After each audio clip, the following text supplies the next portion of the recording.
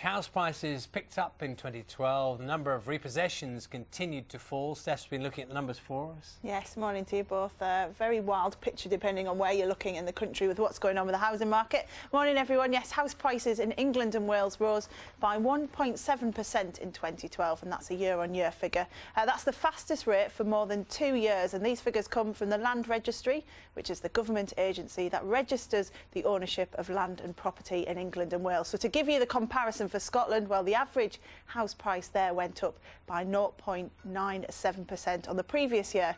Now, here to help us discuss all about this is the housing expert Henry Pryor. We're going to be talking to him in a minute, but I just want to show you what's happened to house prices since 2007. So have a look at this. As the financial crisis really started to bite in 2008, the average house price dropped by over 14%. Since then, prices have been treading water, with small rises in 2009 and 2010, a small dip in 2011, and then a little rise of just under 2% last year. Well, let's talk now to Henry Pryor. Morning to you, Henry. Morning, sir. It really is quite varied depending on where you are in the country. Just tell us a bit about what's going on with the housing market. Well, it is, absolutely. Something of a patchwork quilt, perhaps, of different markets that make up the whole that the Land Registry and other indices comment upon. And we have to remember that the figures we've just been looking at there don't factor in inflation, and if you take in an extra 3% worth of inflation on average, you can see that house prices are down considerably, perhaps 25% since the peak of the market in 2007 and 2008, when the credit crunch bit.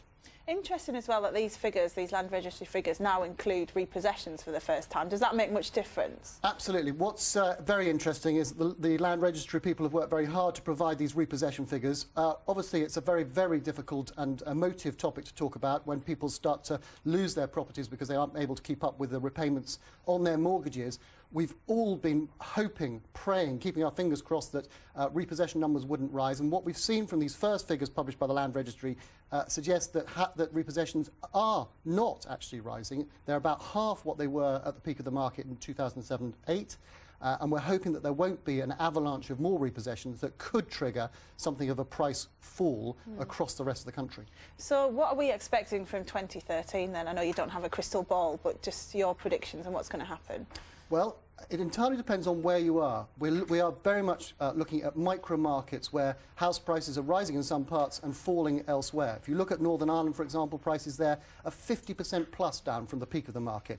But elsewhere, in central London, house prices last year in Kensington and Chelsea rose 13%. So it depends on where you are. If you're looking to move and you're looking to sell one house and buy another, you're probably not too worried as to generally the trend of house prices. But what we're really worried about is how first-time buyers get onto the housing ladder. And it looks like, with funding for lending and other government initiatives, as though it is now possible for people who want to get onto the bottom of the housing ladder to do so in 2013. So do you think it's becoming easier to get a mortgage at a decent rate without having to have a massive deposit? It's much more possible mortgages are much more affordable. The difficulty still is accessing them. If you're somebody, unless you've got a squeaky clean credit history, it's extremely difficult. Understandably, lenders are very reluctant to lend to people who might be a risk and might pop up in those repossession figures in the future. OK, Henry, thanks for your time this morning. That's it from me.